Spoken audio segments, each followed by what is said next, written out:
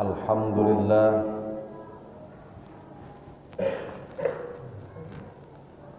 alhamdulillahilladzi arsala rasulahu bil huda wa dinil haqq. Ashhadu an la ilaha illallah rabbunal khalaq wa ashhadu anna Muhammadan abduhu wa rasuluh. Allahumma salli wa sallim ala sayyidina Muhammadin salatan tuwassi'u biha alaina al-arzaq wa tuhassinu biha lana al-akhlaq wa ala alihi wa sahbihi wa sallim ajma'in, amma ba'd. Faya ayuhan nas, usikum wa nafsi bitaqwallah faqad fazal muttaqun. Wa qala Allah ta'ala fi kitabihil karim, a'udzu billahi minasy syaithanir rajim, bismillahirrahmanirrahim. Wa la tatamannaw ma faddalallahu bihi ba'dukum 'ala ba'd, ila akhiril ayah. Shadaqallahul azim wa shadaqan nabiyul karim wa nahnu ala dzalika minasy syahidin wasyakirin. Kaum muslimin yang berbahagia, bersyukur kita atas kehadirat Allah Subhanahu wa taala yang meringankan langkah kita untuk melakukan ibadah, yang memudahkan bagi kita untuk bersyukur kepadanya.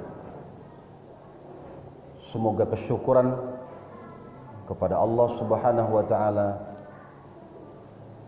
memberikan keberkahan hidup, pekerjaan, harta dan keluarga kita. Salawat dan salam kita sampaikan kepada Sayyidina Muhammad sallallahu alaihi wasallam, yang kita mendapatkan bimbingan, taujihat, irsyadat dari Nabi Muhammad yang sangat kita banggakan dan kita cintai. Semoga kita bisa menjadi insan-insan yang baik dan bermanfaat. Ma'asyiral muslimin rahimakumullah. Salah satu nasihat takwa kita pada Jumat kali ini, supaya kita tetap bertakwa kepada Allah, saya beri tema adalah dengki bikin rugi.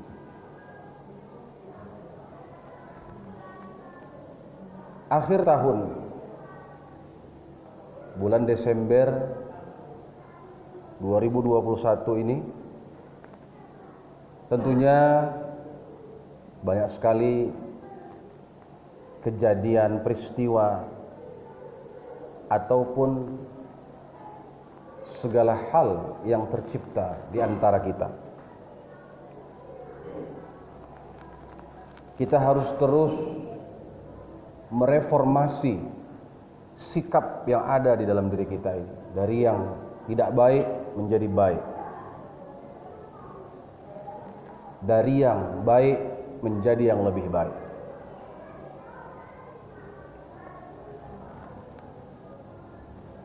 Dari yang sombong menjadi yang rendah hati, dari yang suka marah menjadi insan yang sabar, dari yang suka dengki menjadi insan yang selalu mengedepankan syukur kepada Allah. Sesuai dengan tema kita, bahwa dengki itu bisa membawa kepada kerugian bagi kita. Karena dengki ini dilarang. Dan kita wajib menghindari rasa dengki yang ada di dalam hati kita. Di dalam surat Ali Imran, dalam surat An-Nisa ayat 32, Allah Subhanahu wa taala berfirman, "Wa la tatamannaw ma faddalallahu bihi ba'dukum 'ala ba'd. Lirrijali nasibum mimma iktasabu walin nisa'i nasibum mimma iktasaban. Was'alullaha min fadlih. Innallaha kana bikulli syai'in alim." Yang artinya, janganlah kamu itu iri, dengki terhadap apa yang telah Allah lebihkan sebahagian kamu atas sebahagian yang lain. Laki-laki ada bagiannya tersendiri dari apa yang mereka usahakan. Perempuan juga punya bagian tersendiri dari apa yang mereka juga usahakan. Dan mintalah kepada Allah sebahagian rezekinya, karunia-Nya. Sungguhnya Allah Maha mengetahui atas segala sesuatu. Dari ayat ini kita membaca dan mendengar sangat jelas sekali bahwa Allah melarang kita untuk iri kepada seseorang.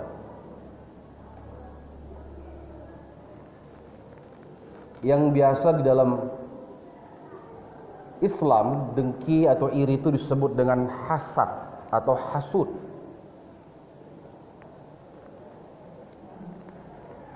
Hasad itu adalah satu sikap yang tidak bisa menerima orang lain bahagia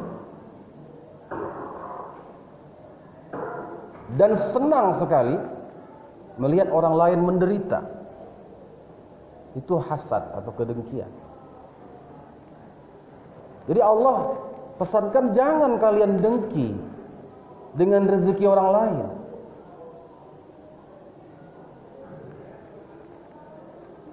Pada ayat ini Imam Ibnu Ashur di dalam kitab At-Tahrir wa Tanwirnya mengatakan,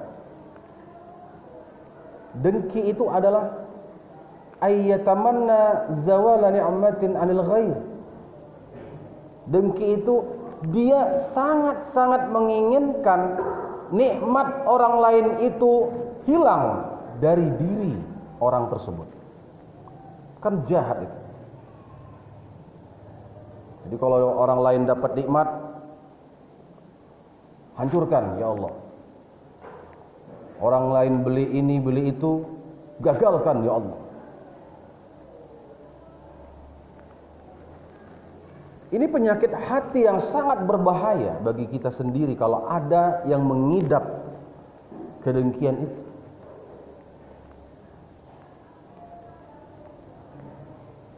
Nah, kedengkian itu dapat membawa kepada petaka di dalam diri manusia.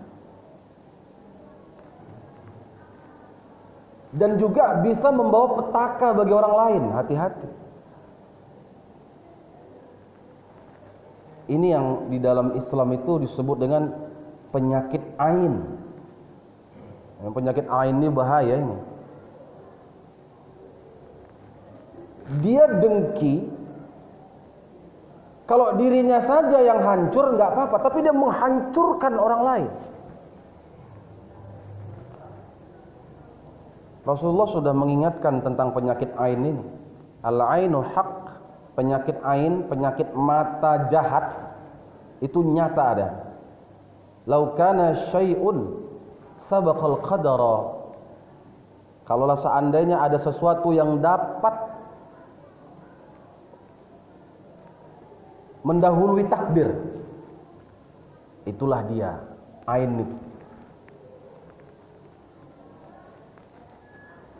Bagaimana proses ain tadi? Hanya dipandang saja, atau orang lain itu dengan kebenciannya yang meluap-luap melihat orang lain bahagia, itu bisa menghancurkan kebahagiaan orang lain.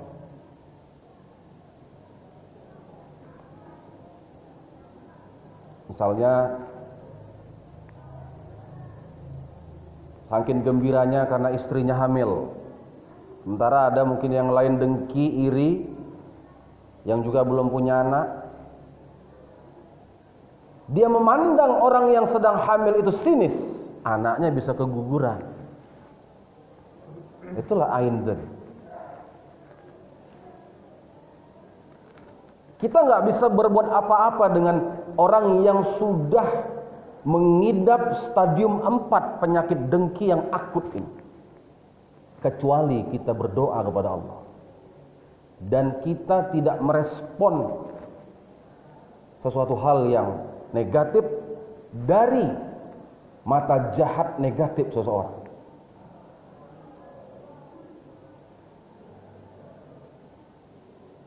Makanya waktu kita wirid malam Jumat, itu kita baca doanya, Allahumma ya man nuruhu fis sirri was sirru ihfazna min a'yunin nazirin. Allah yang maha mengetahui yang tersembunyi, ya Allah jagalah kami min a'yunin nazirin, dari mata-mata orang yang busuk hati. Kita beli kendaraan baru, matanya sinis nengok kendaraan kita. Ini bisa mendahului takdir. Akibat kedengkiannya, dia mengirimkan atau mentransfer energi negatif kepada kendaraan itu, dan kendaraan itu bisa jadi bawa sial. Kalau di dalam hukum psikologi namanya law of attraction, hukum tarik menarik. Maka kita juga harus menghindari itu dengan mohon pada Allah, ya Allah, kita mohon pada Allah dari kedengkian orang lain. Karena ada doanya itu yang diajarkan Rasulullah, u'idzu bikalimatin min syarri syaitan wa min syarri ainin labbatin. Ya Allah, aku berlindung dari setan, dari kejahatan setan, dan dari kejahatan mata orang yang dengki, ya Allah, dengan bikalimat, dengan kalimat-kalimatmu yang suci. Jadi kita mohon pada Allah, mau bahasa Arab, bahasa Indonesia, jangan terlalu merespon kali orang yang mendengki kepada kita, karena itu bisa mencelakakan kita. Anggap mereka itu tidak ada, supaya rezeki kita jalan terus, supaya hidup kita makmur, senantiasa dilapangkan Allah. Tapi kalau kita terlalu menyikapi orang-orang yang dengki itu, membalas kedengkiannya dengan kedengkian lagi, pasti kita tidak akan pernah sukses. Ini yang harus kita evaluasi. Karena kedengkian itu merugikan diri sendiri. Rasulullah SAW dalam hadis riwayat Imam Abu Daud bersabda, "Iyyakum wal hasada." Jauhilah kalian itu dari dengki. Fa innal hasada ya'kulul hasanati kama ta'kulun naru al-hataba atau qala al-ushbah. Karena sesungguhnya kedengkian itu dapat memakan semua kebaikan seperti api melahap kayu. Dalam hadis lain disebutkan seperti api melahap rumput-rumput. Bayangkan kalau api melahap rumput, melahap kayu, habis. Begitulah kedengkian itu. Nah, dengki ini termasuk salah satu penyakit hati yang menghabisi pahala-pahala kebaikan kita selama ini, kalau kita melakukan itu. Hadirin yang dirahmati Allah dan dibanggakan oleh para malaikatnya. Jadi dengki itu memang bikin rugi lah. Kata William Penn, dia mengatakan bahwa the jealous are troublesome to others and a torment to themselves. Bahwa kecemburuan kedengkian itu menyusahkan orang lain dan mendatangkan bencana bagi mereka yang dengki. Jadi kalau ada orang lain maju, doakan dia. Itu perintah Rasulullah. Ada orang yang maju, ada orang yang kita lihat tiba-tiba dia jadi orang yang punya ini, punya itu, yang tadinya hidupnya miskin, tiba-tiba dia bisa sejahtera.